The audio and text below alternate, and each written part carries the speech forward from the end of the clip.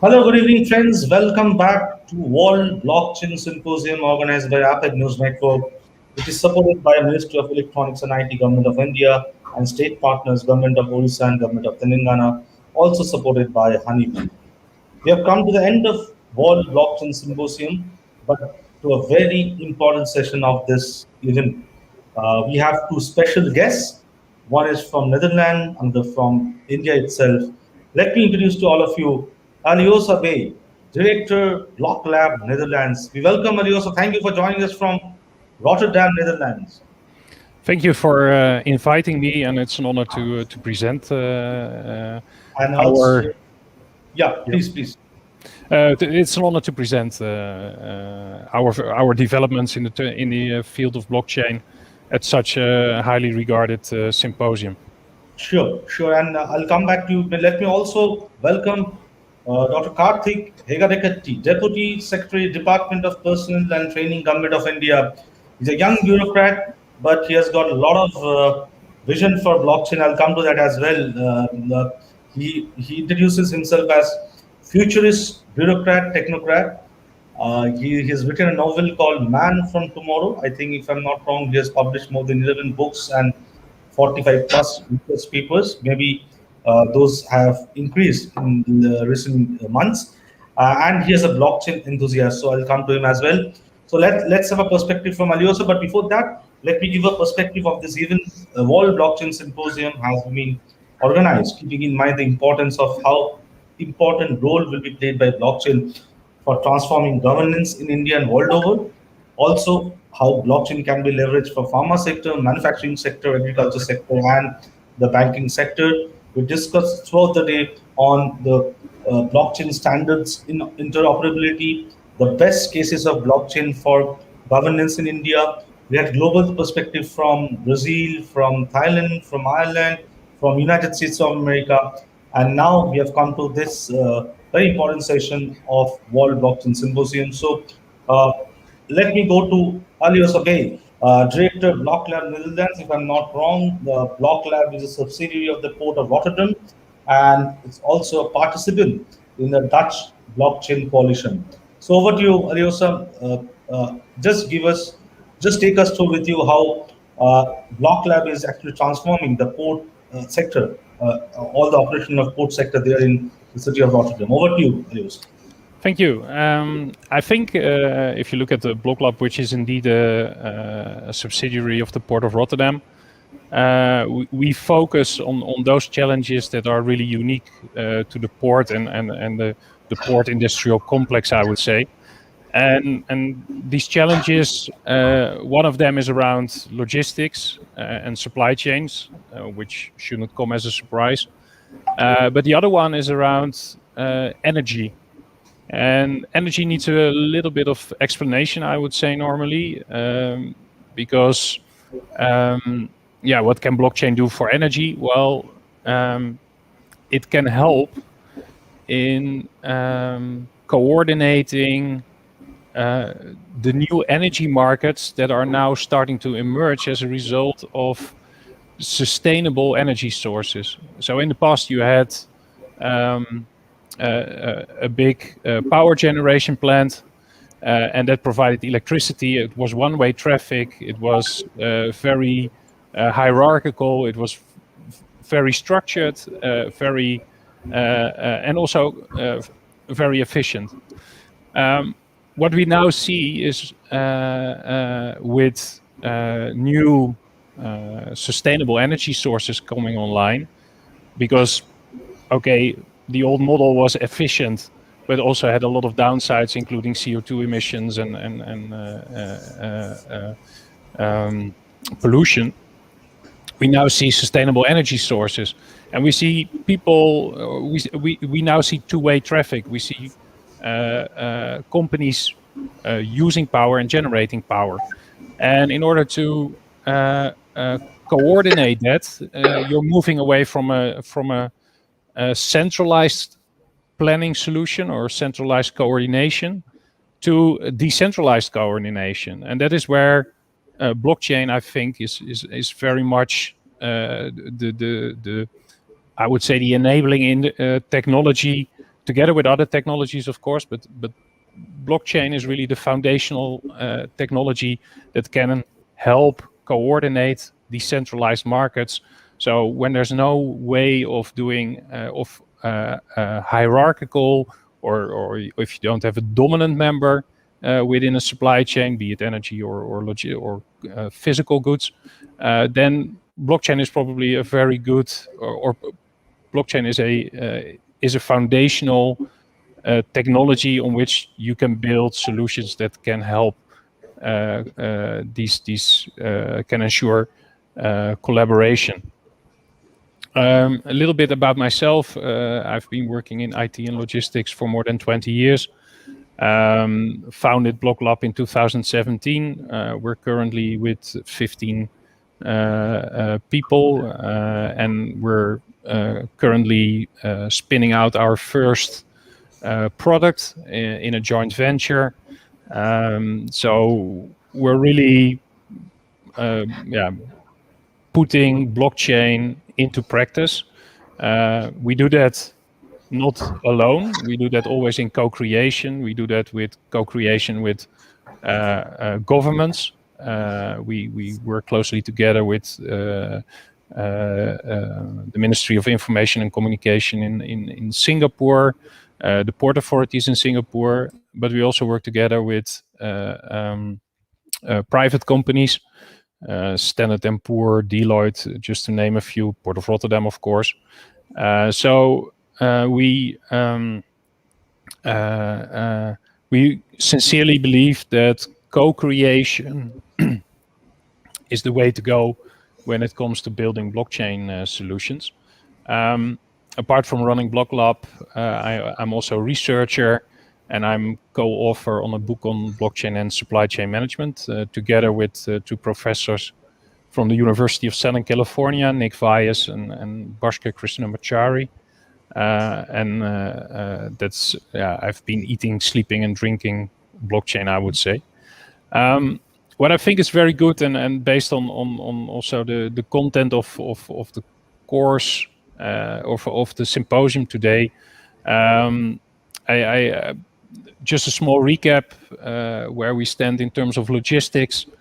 There's a lot to be gained by improving logistics. You can see there's a lot of parties being involved. You got data silos, you got systems that are not interoperable with each other. There's a lot of fraud happening, in particular in trade finance and supply chain finance. There's still a lot to be gained in order to optimize those three different flows: the financial, the information, and the physical flow. So one of the things that we have done is really start building a solution that can help in providing interoperability between all these various systems. And if you have that, you can also start providing applications that run on top of those of that infrastructure, that interoperable infrastructure. And we've done pilots. We're now working towards a first production version, which we expect to be live in 1st of September. But we've done quite some extensive pilots, and one of the results I think is quite interesting. Is and that's normally the question I get from most people. They don't want to know how blockchain works, but they want to know what can we do with it, and what is in it for me. And I think this is a very nice answer to that question. By combining blockchain technology and IoT devices on board of containers, we were able to streamline dramatically the export process of a Dutch exporter to South Korea, and identify areas of miscommunication. We identified areas where collaboration could be improved. I think the question is not necessarily anymore do you need blockchain. It is very much a technology that has a role to play within the global supply chain. And in particular, I want to explain that using this slide, and I know it's a little bit of a busy slide and given the available time, but I try to do my best. I talked about the goods, the physical flow and the data flow, and as you can see, that's also here in this slide. But you have all kinds of different silos of systems. You got systems with authorities, so business to or government to government systems, depicted here by exporting country and importing country. But you also have systems from carriers. You have IoT devices. There might be definitely gonna be ERP systems involved, public ledgers, private ledgers, and that list of systems is very long. And what you need is a way to create that level of interoperability. And there are some important building blocks in order to provide interoperability. One of them is identity and assuring that identity of different systems and applications that are being used are known throughout the whole network and can be that you have basically a single sign-on once you are on the network, and with that access to that network, you can access all these different all the other services that are being provided. Another important part is asset sharing, so that you when you have a container and you have identified that as an object, that once you define it somewhere, then you cannot only use it on a particular application, but that you can use it on various applications that are connected to the network. So that's another important part.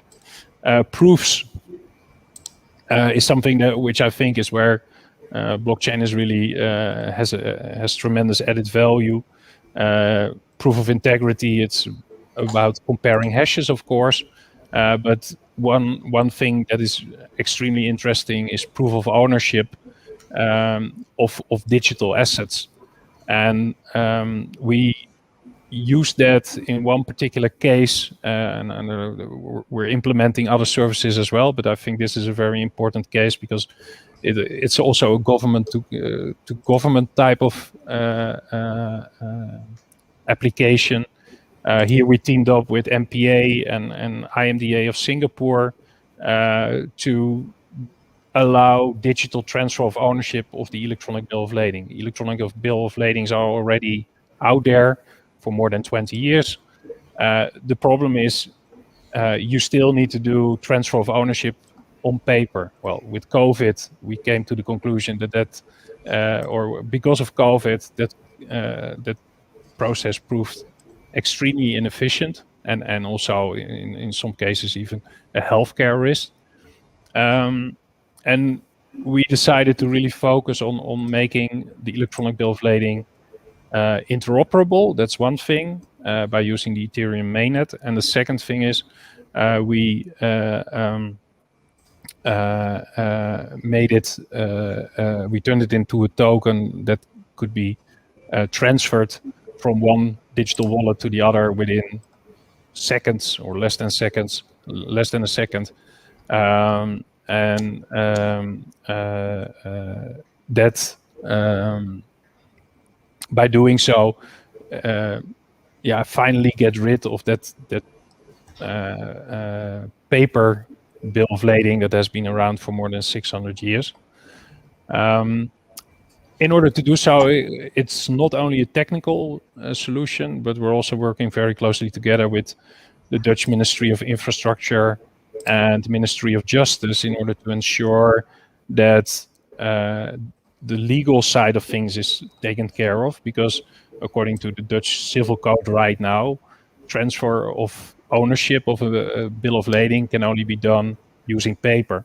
So we're now working on amending our civil code in close collaboration with the Ministry of Justice in order to allow for digital transfer to actually take place. I think that's a couple of things that I wanted to just quickly touch upon.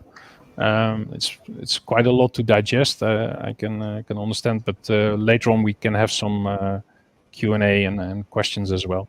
So thank you.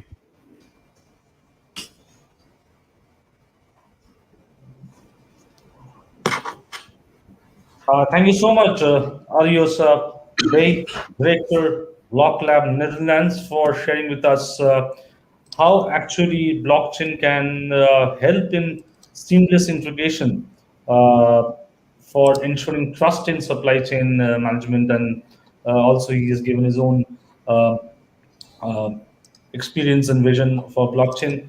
Thank you so much, Aljosja, for joining us today. With this, we move to the next speaker for the valedictory session.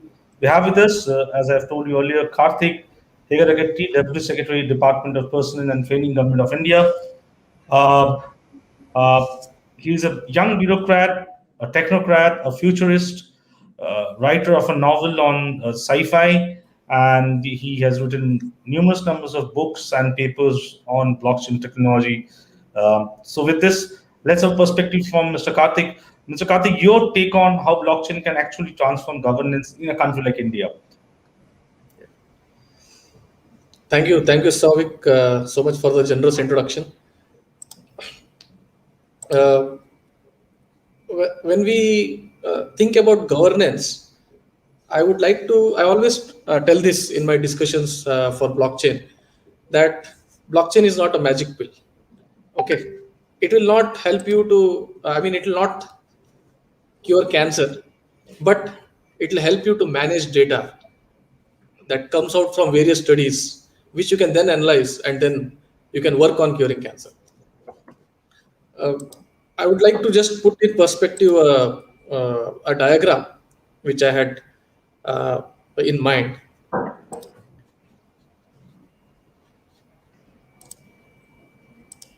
Yeah, I hope this is visible.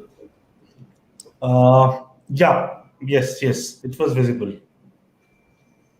Right. Is the photo? I'm not able to see the photograph. No, the photo came, then it gone. It was there. Okay. Oh, I'm sorry. Let me do it once again. Let me just share. Yeah, sure.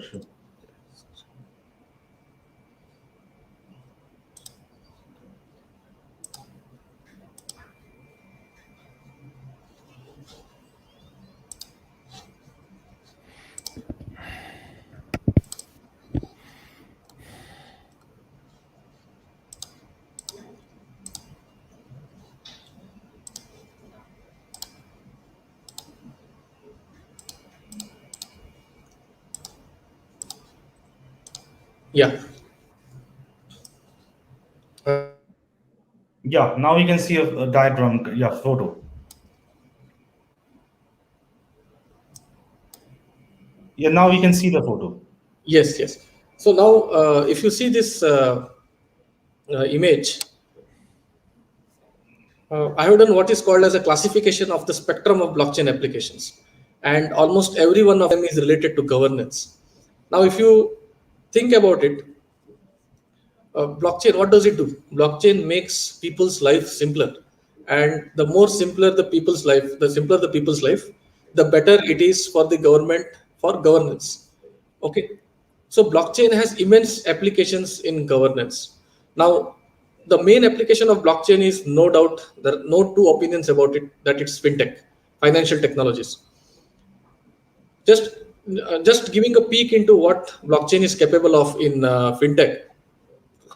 Imagine there is a stock market, present equity markets. Many of our friends who are watching this might have an idea of equities market. You must be knowing what is share, what a company's shares are and all that stuff.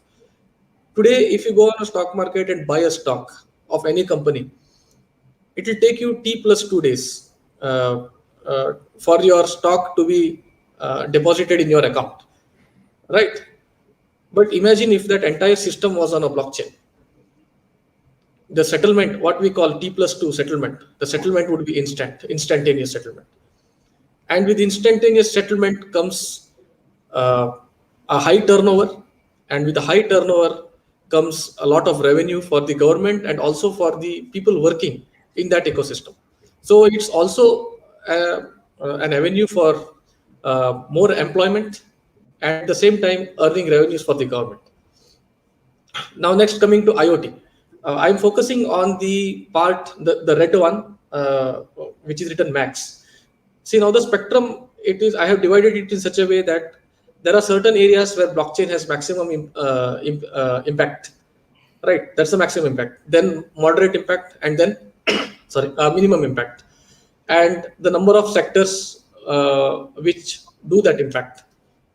Now, coming to IoT. Aljosja just now spoke so wonderfully about sensorization and IoT, using IoT. Using a similar principle, I'll give you an example. Friends, today, India has more than 1.5 billion mobile phones, close to 1.5 billion mobile phones. Each mobile phone is dealing with 1 megabyte of data. So you have, this is just a back of the envelope calculation. 1 billion megabytes of data runs into several terabytes. And I and you, both of you know that it is not just 1 megabyte. Each Indian may use maybe anywhere between 100 MB to 2 GB every day. Okay, especially with the present YouTube and all the streaming services. Fine. And apart from this, there are desktops, then there are various other automated systems. Now imagine in the near future, each of these devices will be using, say, 1 MB to 10 MB. Right now we have 1.5 billion mobile phones. Now we are entering an age of sensorization. There are sensors everywhere, CCTV cameras everywhere, mics everywhere.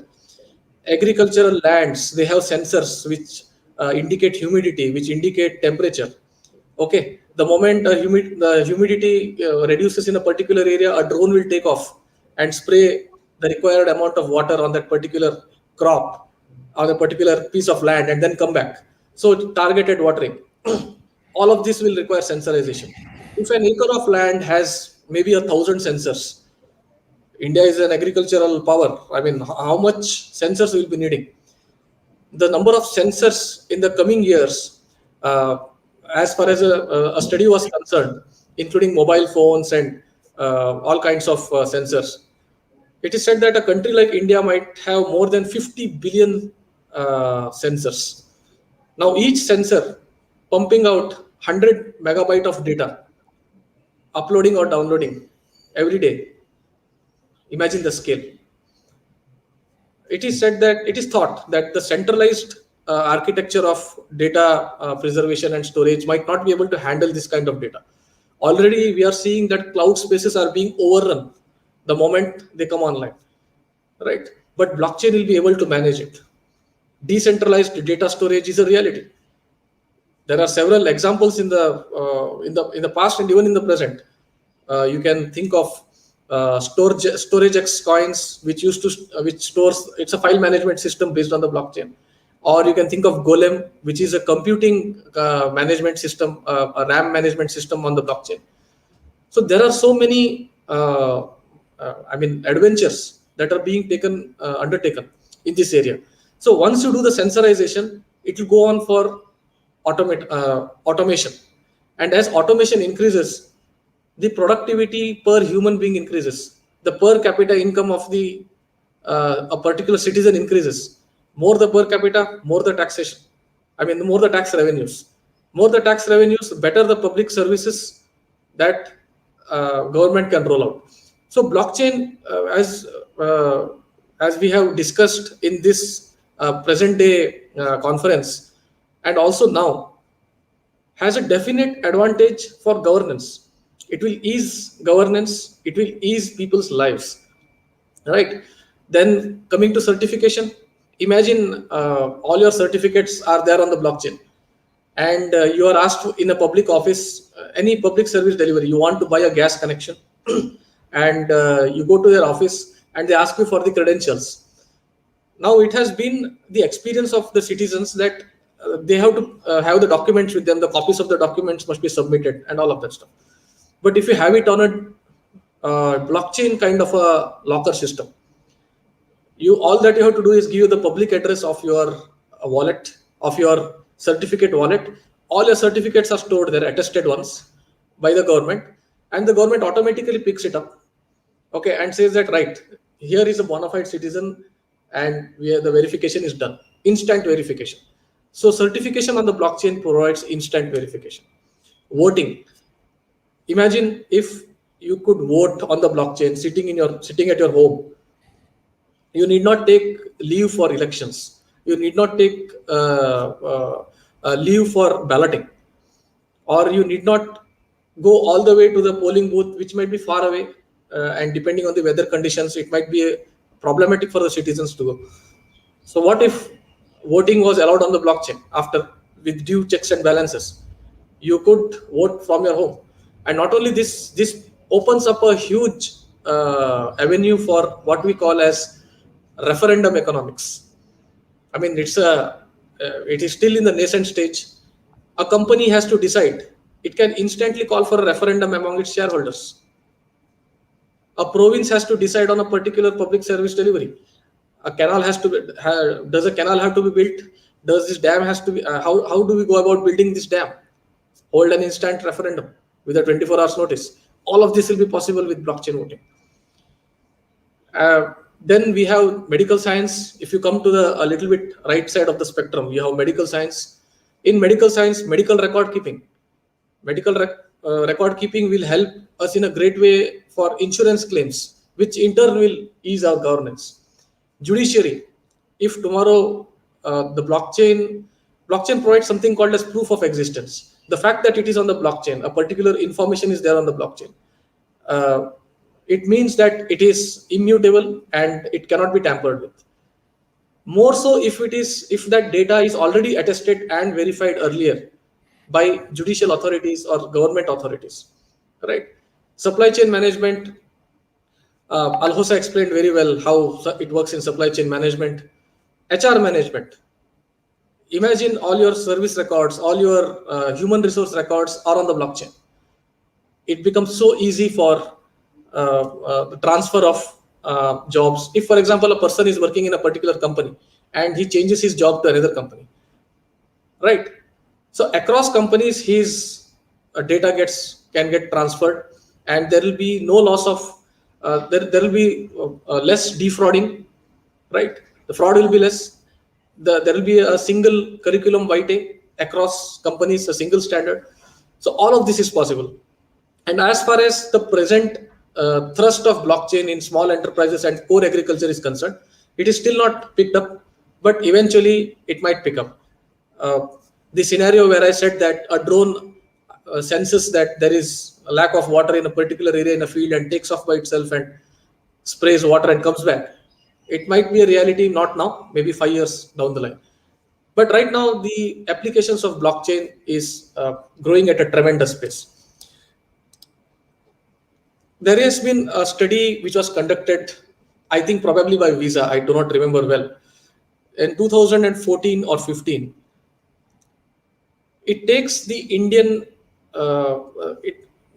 public has to spend $1 billion to keep their money in circulation, right? Our physical notes, our currency notes to be kept in circulation, we need to spend $1 billion a year. I think by now that cost might have rocketed to around $2 billion, because there will be old notes, they have to be disposed of, new notes have to be printed, new currencies have to be printed of various denominations, then distributed securely to various banks, and then banks have to give it and then the ATMs have to be maintained. All of this entails a cost. Now imagine if there is a blockchain avatar of the Indian rupee, a sovereign digital currency, right? It will ease a lot of things. Direct benefit transfers will become easier. So this is just one possibility. There are several other possibilities. As I said, in the fintech, it's a whole paradigm shift. Land records. Land records are very, very important applications for blockchain. fragmentation of land, merging of land, selling of land. If blockchain is if land record keeping is implemented via the blockchain, the ideal scenario will be that we will be able to sell land sitting at home. Taxation and everything, the land tax and all will automatically be taken care of by the blockchain, and even the records will be very seamlessly maintained. Imagine a person has to transfer land to his son. He just swipes a QR code on his son's mobile phone and the land is transferred. Or if he wants to transfer it to someone else, or the land has to be inherited.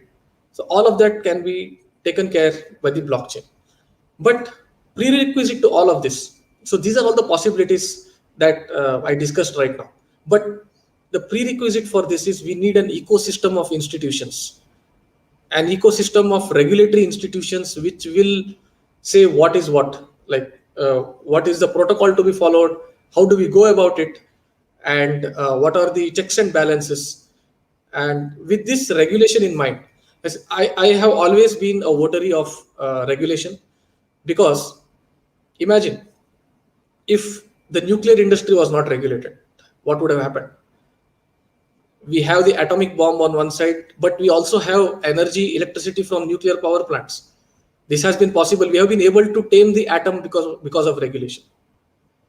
Several such instances. There are several such instances like this. The airline industry. It is one of the best regulated industries in the world. And today we see very little accidents and high regard to safety. Imagine if that regulation was not there. How much chaos would be there? Would our economy be able, would the world economy be able to function in such a seamless manner? Not possible. That's why we need an ecosystem of institutions in place which will ensure that there is regulation, and especially these the blockchain technology. And the government has also, in the earlier documents that it has been releasing from time to time, made it very clear that blockchain technology will be encouraged. And also, these cryptocurrencies should be regulated. They should be regulated in some fashion, so that the people of India, I mean the country citizens get the maximum benefit out of it. One more very interesting application is cross-border loans and credit. Imagine it's also a reality. The percentage of interest on loans in countries like Japan is very low, 0.5%, 0.3%, something of that nature. And developing countries like ours have a high rate of interest. Imagine if there is an ecosystem of blockchains where the Japanese yen is also on the blockchain, the Indian rupee is also on the blockchain, and there are regulatory frameworks in place. It is possible for an Indian citizen to get loans from Japan at a very low rate of interest, with requisite checks and balances followed. Right. So all of these possibilities will open up, and it will ease governance. Blockchain will definitely ease governance. There are several use cases and instances where blockchain will ease governance and also will ease the government's work and ease citizens' lives. I think I have put forth my views on blockchain and its role in governance. I thank Mr. Souvik, co-founder of APAC Network, for giving me such a wonderful opportunity to put forth my views and also be open for discussions on this wonderful film. Thank you so much.